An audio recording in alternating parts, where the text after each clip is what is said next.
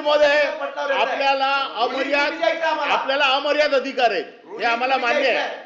आपल्याला अमर्याद अधिकार आहेत, परंतु आपण एका घटनापीठावर बसलेले आहात. म्हणूनच सांगितलं, आपण एका घटनापीठावर बसलेले आहात आणि जे घटनापीठ त्यांनी सांगितलं तुमच्या परवानगीने केलंय. घटनापीठ हे लाल पुस्तकांमध्ये जे चौकट आहे, या चौकटीच्या अधीन येतं घटनापीठ.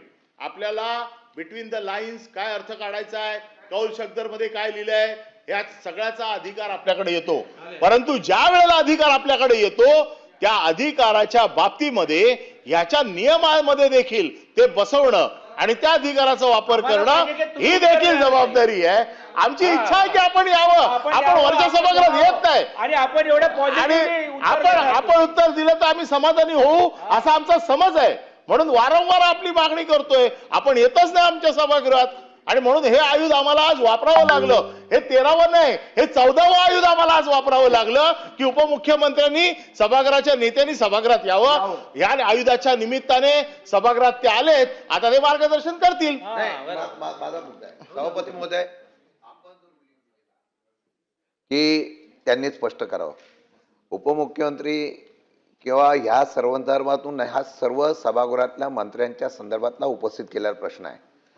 मंत्र्यांचा उत्तर राज्यमंत्री नसेल तर त्यांनी काय सांगितलं, राज्यमंत्र्यांची समन्वय करून त्या ठिकाणी उत्तर देतील प्रभावी.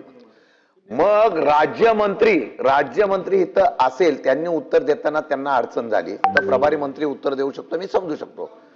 आपण काय म्हणाला की मंत्र्यांनी त्या संदर्भातून स्पष्टीकरण करावं. आमचं म्हणणं आहे रुलिंग तुम्ही द्यायचं शासनाने. ठीक आहे, शासनाने आमचं म्हणणं आहे हा अधिकार तुमचा आहे, हा शासनाचा नाही.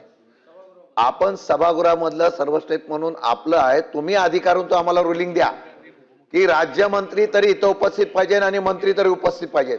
मंत्री उपस्थित नसली तर राज्यमंत्र्यांनी इथं कंपल्सरी उपस्थित राहिलंच पाहिजे, हा नियम आहे.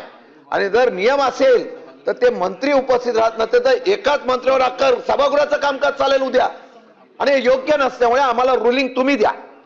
आम्हाला रुलिंग तुम्ही द्यावं एवढीच अपेक्षा आहे. मान्य